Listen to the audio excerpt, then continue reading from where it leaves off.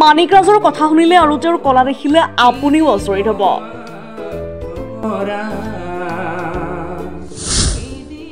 তেওঁ গান গায়,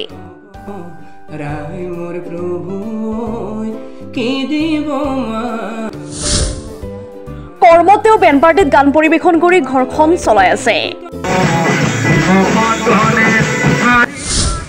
তেওঁ এজন সুদক্ষ পাঠক।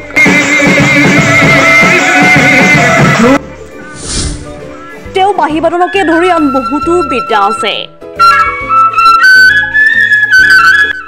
তেওঁৰ ঘৰ নলবাৰীৰ আদৰ্শ গাঁৱৰ দিজহাৰীত। তেওঁৰ অনুৰোধ চৰকাৰ তথা ৰাইজৰ প্ৰতি তেওঁ কিছু সঁহাৰি লাভ কৰিলে আগুৱাই যোৱাটো সহায় পাব। তেওঁৰ ঘৰত ল'ৰা এটা, ছোৱালী এজনী, সহধৰ্মিনী আৰু তেওঁৰ বৃদ্ধা মা। সম্পূৰ্ণ চাওক আমাৰ এই প্ৰতিবেদন। নলবাৰীৰ পৰা সুৰদীপ বৰ্মনৰ ৰিপৰ্ট, ইছা 24x7।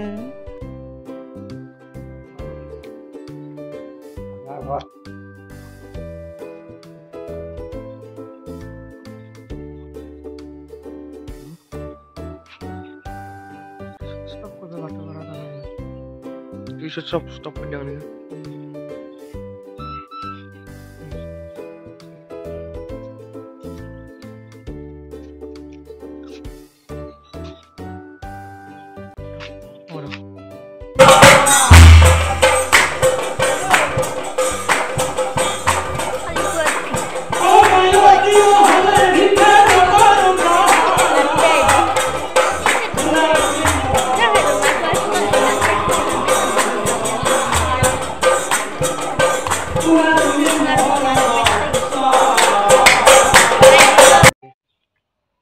পৰিৱেশ মোৰ বৰ্তমান সিমান এটা ভাল নহয়। আৰ্থিক অৱস্থাৰ ফালৰ পৰা মই খুব নৰম।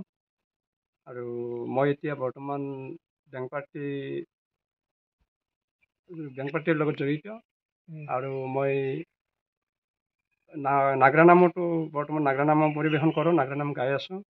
আৰু লগতে মই সৰু সুৰা কিছুমান মঞ্চৰ প্ৰগ্ৰেম কৰোঁ, গানৰ মই গান গাওঁ। আৰু মোৰ এই কিছুমান ভিডিঅ' মানে আমাৰ ইউটিউবত বা ফেচবুকত এনেকৈ দিয়া গৈছে। তাৰপৰা তাত মোৰ মানে হেৰি মানিক ৰাজ বুলি মাৰিলে মোক পাব।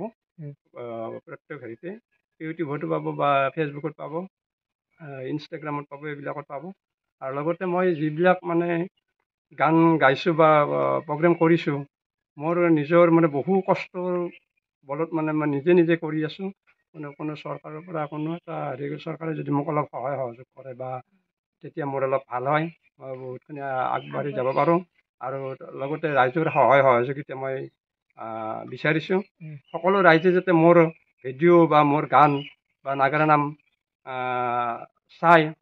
সংগ্ৰহ কৰি চাই লৈ মোৰ তাৰ কাৰণে মই অলপ ৰাইজৰ কাৰণে অনুৰোধ কৰিছোঁ। আপোনাৰ মানিক ৰাজ বুলি ক'ব, আপুনি নগৰা নাম গায়, মঞ্চতো গান পৰিৱেশন কৰে। আপুনি এটা গানৰ কলি এটা গাই শুনাই দিব পাৰিব নেকি? গানৰ কলি মানে মই গাব পাৰিম। মোৰ নিজা গান আছে কিছুমান। নিজা গান এটা মই নিজাকৈ মানে এতিয়া ৰেকৰ্ডিং কৰিছোঁ। গানটো মই বৰ্তমান ইউটিউবত দিয়া নাই, মই এতিয়া নিজাকৈ ৰেকৰ্ডিং কৰি আছোঁ। গানটো সম্পূৰ্ণ হোৱা নাই, গতিকে মই তাৰে অলপমান গাই দিছোঁ। দুই লাইন গাই দিলে।